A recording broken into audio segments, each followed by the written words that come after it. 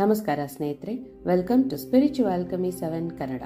Spiritual alchemy 7 English channel ಕೂಡ ಇದೆ. ಯಾರಿಗೆಲ್ಲ ಈ ಮಾಹಿತಿಗಳು ಇಂಗ್ಲಿಷಲ್ಲಿ ಕೇಳಬೇಕು ಅಂತ ಇದೆಯೋ ಅವರಿಗೋಸ್ಕರ ನಾನು ಲಿಂಕನ್ನು ಈ ವಿಡಿಯೋ ಕೆಳಗಿರುವ ಡಿಸ್ಕ್ರಿಪ್ಷನ್ನಲ್ಲಿ ಕೊಟ್ಟಿದ್ದೀನಿ. ಇಷ್ಟ ಇರೋರು ಸಬ್ಸ್ಕ್ರೈಬ್ ಮಾಡಿ ಆ ಮಾಹಿತಿಯನ್ನು ಕೇಳಿಸ್ಕೋಬಹುದು. ನೀವೆಲ್ಲ ಗಮನಿಸಿದ್ದೀರಾ ಸ್ನೇಹಿತರೆ, ಕೆಲವೊಮ್ಮೆ ನಿಮ್ಮ ಒಳ ಮನಸ್ಸು ನಿಮಗೇನೋ ಒಂದು ವಿಷಯ ಹೇಳುತ್ತೆ. ಅದು ಒಳ್ಳೇದಾ ಕೆಟ್ಟದಾ ಏನು ಅಂತ ಕೂಡ ನಾವು ಕೇರ್ ಮಾಡಿರಲ್ಲ. ಎಷ್ಟೊಂದು ವಿಷಯಗಳಿಗೆ ನಾವು ಇದು ಹೇಗೆ, ಇದು ಮಾಡಬೇಕಾ ಬೇಡವಾ, ಈ ಥರದ್ದೆಲ್ಲ ನಮ್ಮಲ್ಲಿ ಒಂದು ಕನ್ಫ್ಯೂಷನ್ ಇದ್ದಾಗ ನಮ್ಮ ಒಳ ಮನಸ್ಸು ಇದನ್ನು ಮಾಡು, ಇದನ್ನು ಮಾಡಬೇಡ ಅನ್ನತ್ತೆ. ಈ ಒಳ ಮನಸ್ಸು ಅಂದರೆ ಏನು, ಎಲ್ಲಿಂದ ಬರುತ್ತೆ, ಯಾರು ಹೇಳ್ತಾರೆ, ಅದನ್ನು ಕೇಳಿಸ್ಕೊಂಡ್ರೆ ಏನಾಗುತ್ತೆ? ಕೆಲವೊಮ್ಮೆ ಅಂತೂ ನೀವೆಲ್ಲೋ ಹೋಗ್ತಾ ಇರ್ತೀರಾ, ಸಡನ್ ಆಗಿ ಮುಂದಕ್ಕೆ ಹೋಗ್ಬೇಡ ಅಂತ ನಿಮ್ಮ ಒಳ ಮನಸ್ಸು ಹೇಳುತ್ತೆ. ಆದರೆ ನೀವು ಕೇಳಿಸ್ಕೊಳ್ದೆ ಹೋದ್ರೆ ಏನಾಗುತ್ತೆ? ಬಿದ್ದಿರ್ತೀರಾ, ಅಥವಾ ನಿಮ್ಮ ಮೇಲೆ ಏನಾದರೂ ಒಂದು ಬಿದ್ದಿರುತ್ತೆ, ಅಥವಾ ಆಕ್ಸಿಡೆಂಟ್ ಆಗುತ್ತೆ, ಈ ಥರ ಆಗುತ್ತೆ. ಅಂದರೆ ಏನದು ನಮ್ಮ ಒಳಗಿಂದ ಬರ್ತಾ ಇರೋದು? ಅದನ್ನು ಇಂಟ್ಯೂಷನ್ ಅಂತೀವಿ. ಎಲ್ಲಿಂದ ಬರ್ತಾ ಇದೆ ಅದು? ಇವತ್ತಿನ ಈ ವಿಡಿಯೋಲಿ ಅದ್ರ ಬಗ್ಗೆ ನಾವು ತಿಳ್ಕೊಳ್ಳೋಣ. ಅದನ್ನು ತಿಳ್ಕೊಳ್ಳೋಕ್ಕೂ ಮುಂಚೆ ನೀವೆಲ್ಲ ಕೇಳಿರೋ ಹಾಗೆ ತುಂಬ ಜನ ಕೇಳ್ತಾ ಇದ್ದೀರಾ ಮತ್ತೆ ಒಪ್ಪನೊಪ್ಪನೋ ಫ್ರೀ ಸೆಷನ್ ಯಾವಾಗಿರುತ್ತೆ ಅಂತ. ಸೊ ನಿಮಗೆಲ್ಲ ಹ್ಯಾಪಿ ನ್ಯೂಸ್ ಏನು ಅಂದರೆ, ಇದೇ ನಾಳಿದ್ದು ಅಂದರೆ ಗುರುವಾರ 26ನೇ ತಾರೀಕಿನಿಂದ ಫ್ರೀ ಸೆಷನ್ ಒಪ್ಪನೊಪ್ಪನೋ ಫ್ರೀ ಸೆಷನ್ ಸ್ಟಾರ್ಟ್ ಆಗುತ್ತೆ. 6 ದಿನ ಇರುತ್ತೆ. ಸಂಜೆ ರಾತ್ರಿ 8 ಗಂಟೆಗಿರುತ್ತೆ. ಆರಾಮಾಗಿ ನಿಮ್ಮ ಎಲ್ಲ ಕೆಲಸಗಳು ಮುಗಿಸ್ಕೊಂಡು ಬನ್ನಿ, ಮಾತಾಡೋಣ. ನಿಮ್ಮ ಸಂದೇಹಗಳಿಗೆ ನಾನು ಉತ್ತರ ಕೊಡ್ತೀನಿ ಲೈವ್ ಆಗಿ. ಹೀಲ್ ಮಾಡ್ಕೊಳ್ಳಿ ಲೈವ್ ಆಗಿ. ತುಂಬ ಒಳ್ಳೆ ವಿಷಯಗಳನ್ನು ತಿಳ್ಕೊಳ್ಳಿ. ಸೊ ಚೆನ್ನಾಗಿರುತ್ತೆ. ಎಲ್ಲ ಅಲ್ಲಿ ಭೇಟಿ ಮಾಡೋಣ. ಓಕೆ, ಡೈರೆಕ್ಟಾಗಿ. ಸೊ ಇವತ್ತಿನ ವಿಷಯಕ್ಕೆ ಬರ್ತೀನಿ. ಈಗ ನಮ್ಮ ಒಳಗೆ ಅಂತರ್ಪ್ರಜ್ಞೆ ಅಂದರೆ ಇಂಟ್ಯೂಷನ್ ಸರಿಯಾದ ಉತ್ತರ ನಮಗೆ ಕೊಡುತ್ತೆ. ಆದರೆ ಅದು ನಮಗೆ ಉತ್ತರ ಕೊಡಬೇಕು ಅಂದರೆ ನಾವೇನು ಮಾಡಬೇಕು? ನಮ್ಮ ದೇಹ, ನಮ್ಮ ಮನಸ್ಸು ಮತ್ತು ನಮ್ಮ ಆತ್ಮ ಮೂರು ಒಂದು ಅಲೈನ್ಮೆಂಟಲ್ಲೇ ಇರಬೇಕು. ಅಂದರೆ ಲೈನ್ ಆಗೇ ಇರಬೇಕು. ನಮ್ಮ ಬಾಡಿಲಿ ಮೂರು ಒಂದೇ ರೀತಿಯಲ್ಲೇ ಜೋಡಣೆಯಲ್ಲಿ ಇರಬೇಕು, ದೇಹ, ಮನಸ್ಸು, ಆತ್ಮ. ಆವಾಗ ನಮ್ಮ ಇಂಟ್ಯೂಷನ್ ನಮಗೆ ಆ ಇಂಟ್ಯೂಷನ್ ಅನ್ನೋದು ಎಷ್ಟು ಕರೆಕ್ಟಾಗಿ ಹೇಳುತ್ತೆ ಅಂದರೆ, ದೇವರೇ ಬಂದು ನಮ್ಮ ಒಳಗಿಂದ ನಮಗೆ ಮಾತು ಹೇಳ್ತಾ ಇರೋ ಥರ ಅಷ್ಟು ಪರ್ಫೆಕ್ಟಾಗಿರುತ್ತೆ ಉತ್ತರ. ನಾವೇನಾದರೂ ಪ್ರಶ್ನೆಯನ್ನು ನಮಗೆ ನಾವೇ ಕೇಳ್ಕೊಂಡ್ರೆ ನಮ್ಮೊಳಗಿಂದಾನೇ ಬರುತ್ತೆ ಉತ್ತರ. ಎಷ್ಟೊಂದು ವಿಡಿಯೋಗಳಲ್ಲಿ ನಾನು ನಿಮಗೆ ಹೇಳಿದ್ದೀನಲ್ವಾ, ನಾವು ಯೂನಿವರ್ಸ್ನ ಏನಾದರೂ ಕೇಳಿದಾಗ, ಅಥವಾ ನಾವು ಯೂನಿವರ್ಸ್ ಜೊತೆ ಹೇಗೆ ಮಾತಾಡಬೇಕು, ಯೂನಿವರ್ಸ್ ನಮ್ಮ ಜೊತೆ ಹೇಗೆ ಮಾತಾಡುತ್ತೆ, ನಮಗೆ ಹೇಗೆ ಉತ್ತರ ಕೊಡುತ್ತೆ, ಯಾವ ಚಿಹ್ನೆಗಳ ಮೂಲಕ ಉತ್ತರ ಕೊಡುತ್ತೆ ಅನ್ನೋದೆಲ್ಲ ತುಂಬ ಶೇರ್ ಮಾಡಿದ್ದೀನಲ್ವಾ. ಸೊ ನಾವೇನಾದರೂ ಯೂನಿವರ್ಸ್ನ ಒಂದು ಪ್ರಶ್ನೆ ಕೇಳಿದಾಗ, ನಮಗೇನು ಬೇಕು ಚಿಹ್ನೆ ತೋರಿಸು, ಏನಾದರೂ ಉತ್ತರ ಕೊಡು ಅಂತ ಕೇಳಿದಾಗ ಅದು ಹೇಗೆ ಕೊಡುತ್ತೆ, ಎಲ್ಲಿಂದ ಕೊಡುತ್ತೆ? ನಮ್ಮ ಒಳಗಿಂದಾನೇ, ನಮ್ಮ ಒಳ ಮನಸ್ಸು ನಮಗೆ ಹೇಳೋ ಥರ ಕೊಡುತ್ತೆ. ಯೂನಿವರ್ಸ್ ನಮಗೆ ಹೊರಗಡೆಯಿಂದ ಚಿಹ್ನೆಗಳನ್ನು ಮಾತ್ರ ತೋರಿಸೋದಲ್ಲ, ನಮ್ಮ ಒಳಗಿಂದಾನೇ ನಮಗೆ ಮಾತುಗಳು ಕೇಳಿಸೋ ಥರ ಮಾಡುತ್ತೆ. ಅದನ್ನು ನಾವು ಅರ್ಥ ಮಾಡ್ಕೋಬೇಕು ಅಂದರೆ ನಮ್ಮ ಒಳಗೆ ಹೇಗಿರಬೇಕು, ಏನಿರಬೇಕು ಅನ್ನೋದನ್ನು ನಾವು ಯೋಚನೆ ಮಾಡ್ಕೋಬೇಕು. ನಮ್ಮ ದೇಹ ಹೇಗಿದೆ, ಅದರ ಜೊತೆಗೆ ಮನಸ್ಸು ಹೇಗಿದೆ, ಅದರ ಜೊತೆಗೆ ಆತ್ಮ ಹೇಗಿದೆ, ಮೂರು ಒಂದಕ್ಕೊಂದು ಹೊಂದಾಣಿಕೆ ಆಗ್ತಾ ಇದೆಯಾ ಇಲ್ವಾ, ಇದನ್ನೆಲ್ಲ ನೋಡ್ಕೊಳ್ಳಿ ಒಂದ್ಸಲ. ಆಮೇಲೆ ನೋಡಿ ನಿಮ್ಮ ಇಂಟ್ಯೂಷನ್ ಹೇಗೆಲ್ಲ ನಿಮ್ಗೆ ಉತ್ತರ ಕೊಡುತ್ತೆ ಅಂತ. ಈ ಇಂಟ್ಯೂಷನ್ ನಿಮ್ಮ ಜೊತೆ ಹೇಗೆ ಮಾತಾಡುತ್ತೆ? ಇವಾಗ ನಾನು ನಿಮ್ಮ ಜೊತೆ ಕುತ್ಕೊಂಡು ಆರಾಮಾಗಿ ಮಾತಾಡ್ತಾ ಇದ್ದೀನಲ್ವಾ, ಈ ಥರನಾ? ಇಲ್ಲ, ಆ ಥರ ಅಲ್ಲ. ಜಸ್ಟ್ ಹಾಗೆ ಒಂದು ಮಿಂಚಿನಂತೆ ಹಾಗೆ ಬರುತ್ತೆ, ಹಾಗೆ ಹೋಗುತ್ತೆ. ಸೊ ನಾವು ಹುಷಾರಾಗಿರಬೇಕು. ಯಾವಾಗ ಯಾವ ಮಾತು ಹೇಳ್ತಾ ಇದೆ ನಮ್ಮೊಳಗಿಂದ ಅನ್ನೋದನ್ನು ನಾವು ಕ್ಯಾಚ್ ಮಾಡ್ಕೊಂಡ್ಬಿಡ್ಬೇಕು. ಕೆಲವೊಮ್ಮೆ ನಾವು ಏನೋ ಬೇರೆ ಕೆಲಸ ಮಾಡ್ತಾ ಇರ್ತೀವಿ, ನಮಗೆ ಆ ಕೆಲಸಕ್ಕೆ ಸಂಬಂಧನೇ ಇಲ್ಲದೇ ಇರೋ ರೀತಿಯಲ್ಲಿ ಒಂದು ಮೆಸೇಜನ್ನು ಕೊಡುತ್ತೆ. ಆದರೆ ಅದನ್ನು ನಾವು ಇಗ್ನೋರ್ ಮಾಡಬಾರ್ದು. ಇದೇನಿದು ಸಂಬಂಧನೇ ಇಲ್ಲದೆ, ನಾನೇನೋ ಇಲ್ಲಿ ಕೆಲಸ ಮಾಡ್ತಾ ಇದ್ದೀನಿ, ಎಲ್ಲೋ ಆ ದೇವಸ್ಥಾನಕ್ಕೆ ಹೋಗ್ತಾ ಇದ್ದೀನಿ, ಇದೇನೋ ಅಡುಗೆ ಮಾಡುವಾಗ ಹೀಗೆ ಹಾಗೆ ಅಂತ ಹೇಳ್ತಾ ಇದೆ. ಹಾಗಂದ್ರೆ ಖಂಡಿತ ಇಗ್ನೋರ್ ಮಾಡಬೇಡಿ. ಯಾಕೆಂದರೆ ಅದು ಅವತ್ತಿನ ದಿನದ ಒಂದು ಸಂದೇಶ ಇರುತ್ತೆ ನಿಮಗೆ. ಆಮೇಲೆ ನೀನು ಕೆಲಸ ಮಾಡ್ತೀಯ, ಇದನ್ನು ಮಾಡೋವಾಗ ಈ ಥರ ಇರಬೇಕು, ಹುಷಾರಾಗಿರಬೇಕು, ಆ ಥರ ಒಂದು ನಿಮಗೆ ಕಾಷನನ್ನು ಕೊಡ್ತಾ ಇದೆ ಅಂತ ಅರ್ಥ. ಸೊ ನೀವು ಯಾವುದೇ ಕೆಲಸ ಮಾಡ್ತಾ ಇರಲಿ, ನಿಮ್ಮ ಒಳ ಮನಸ್ಸು ನಿಮಗೆ ಏನು ಹೇಳ್ತಾ ಇದೆ ಅಂತ ಗಮನ ಇಟ್ಟು ಕೇಳಿಸ್ಕೊಳ್ಳಿ. ಕೆಲವರು ನನಗೆ ಒಳ ಮನಸ್ಸು ಏನು ಹೇಳೋದೇ ಇಲ್ಲ ಅಂತಾರೆ. ಆದರೆ ಅದು ತಪ್ಪು. ಪ್ರತಿಯೊಬ್ಬರಿಗೂ ಹೇಳುತ್ತೆ, ಆದರೆ ಯಾವಾಗಲೂ ಹೇಳಲ್ಲ. ಮತ್ತೆ ಯಾವಾಗ ಗೊತ್ತಾಗುತ್ತೆ ನಮಗೆ, ಯಾವಾಗ ಹೇಳುತ್ತೆ ಬಾಡಿ ಮೈಂಡ್ ಸೋಲ್ ಹೇಗೆ ನಾವು ಕನೆಕ್ಷನ್ನಲ್ಲಿ ಇಟ್ಕೊಳ್ಳೋದು ಅಂತ ಅಂದರೆ, ಈಗ ನಿಮ್ಮ ಬಾಡಿ ಇದೆ, ಈ ನಿಮ್ಮ ದೇಹದಲ್ಲಿ ಏನಾದರೂ ನೋವಿದೆ ಅಂದರೆ ಆ ನೋವು ಯಾಕೆ ಬಂತು? ನಮ್ಮ ಡೈಲಿ ಲೈಫಲ್ಲಿ ಏನೋ ಒಂದು ಮನೆಯಲ್ಲಿ ಜೀವನದಲ್ಲಿ ನಡೀತಾ ಇರುತ್ತೆ. ಅದರಿಂದ ನಾವು ತುಂಬ ಬೇಜಾರು ಮಾಡಿಕೊಂಡು ನೊಂದ್ಕೊಂಡು ಆ ಇಮೋಷನ್ನ ಯಾರ ಮೇಲೋ ಕೋಪ, ಇನ್ಯಾವುದೋ ದುಃಖ, ಯಾವುದೋ ಆತಂಕ, ಇನ್ಯಾವುದೋ ಟೆನ್ಷನ್ನು, ಇದನ್ನೆಲ್ಲ ನಮ್ಮೊಳಗೆ ಹಾಕ್ಕೊಂಡಿಟ್ಕೊಂಡು ಅದು ನಮ್ಮ ದೇಹದ ಮೇಲೆ ರಿಯಾಕ್ಟ್ ಆಗುತ್ತೆ. ಆವಾಗ ಆ ನೋವುಗಳು ಬರುತ್ತೆ. ಅದನ್ನೇ ನಾವು ನಮ್ಮ ಹೋಪನೋಪನೋ ಹೀಲಿಂಗ್ ಮಾಡಿ ಆ ಎಮೋಷನ್ಸನ್ನು ತೆಗಿತೀವಿ. ಸೊ ಈ ಥರ ಇಮೋಷನ್ಸ್ ನಮ್ಮ ದೇಹದಲ್ಲಿ ಕುತ್ಕೊಂಡಾಗ ಏನಾಗುತ್ತೆ, ನೋವಾಗುತ್ತೆ. ಆ ಥರ ನೋವಿದ್ದಾಗ ನಮಗೆ ಇಂಟ್ಯೂಷನ್ ವರ್ಕ್ ಆಗುತ್ತಾ? ಆಗಲ್ಲ. ಸಪೋಸ್ ನಿಮಗೆ ದೇಹದಲ್ಲಿ ಯಾವ ನೋವು ಇಲ್ಲ, ಆರೋಗ್ಯವಾಗಿದೆ ಅಂತ ಅಂದ್ಕೊಳ್ಳೋಣ, ಆದರೆ ಮನಸ್ಸಲ್ಲಿ ಏನೋ ಒಂದು ಕೊರಗಿಟ್ಕೊಂಡಿರ್ತೀರಾ. ಯಾವ ದೇವರು ನನಗೆ ಸಹಾಯ ಮಾಡಲ್ವಾ, ಸಾಲಗಳಿದೆ, ನಾನು ಕೊಡೋರಿಗೆ ಕೊಡೋಕ್ಕಾಗ್ತಾ ಇಲ್ಲ, ನನಗೆ ಕೊಡೋರು ಕೊಡ್ತಾ ಇಲ್ಲ, ಅಥವಾ ರಿಲೇಷನ್ಶಿಪ್ಸಲ್ಲಿ ಏನಾದರೂ ಪ್ರಾಬ್ಲಮ್, ಈ ರೀತಿ ಏನೋ ಒಂದು ಪ್ರಾಬ್ಲಮ್ ನಿಮ್ಮ ಮನಸ್ಸನ್ನು ತುಂಬ ಕಾಡ್ತಾ ಇದೆ ಅಂದಾಗ ನಿಮ್ಮ ಮನಸ್ಸು ಫುಲ್ಲು ಈ ಆಲೋಚನೆಗಳೇ ತುಂಬಿಕೊಂಡಿದ್ರೆ, ಇನ್ನು ಇಲ್ಲಿ ಈ ಇಂಟ್ಯೂಷನ್ ಅಂದರೆ ನಿಮ್ಮ ಅಂತರ್ಪ್ರಜ್ಞೆ ಎಲ್ಲಿಂದ ಮಾತಾಡುತ್ತೆ ನಿಮಗೆ? ಅಲ್ಲಿ ಫುಲ್ ಬ್ಲಾಕೇಜ್ ಕ್ರಿಯೇಟ್ ಮಾಡಿಬಿಟ್ಟಿದ್ದೀರಾ ಅಲ್ವಾ? ಈಗ ದೇಹನೂ ಚೆನ್ನಾಗಿದೆ, ಮನಸ್ಸು ಚೆನ್ನಾಗಿದೆ ಅಂದ್ಕೊಳ್ಳೋಣ.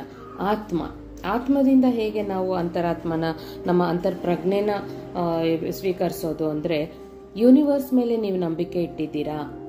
ಯೂನಿವರ್ಸ್ ನಿಮಗೇನಾದರೂ ಮಾಡಿದ್ರೆ ಅದು ನಿಮ್ಮ ಒಳ್ಳೇದಕ್ಕೆ ಅನ್ನೋದು ನಿಮಗೆ ನಿಮ್ಮ ಒಳಗೆ ನೀವು ಅಕ್ಸೆಪ್ಟ್ ಮಾಡಿದ್ದೀರಾ? ಆವಾಗ ನಿಮ್ಮ ಸೋಲ್, ನಿಮ್ಮ ಆತ್ಮ ರೆಡಿಯಾಗಿದೆ ಅದನ್ನು ಈ ಇಂಟ್ಯೂಷನ್ನ ಸ್ವೀಕರಿಸೋಕೆ ಅಂತ ಅರ್ಥ.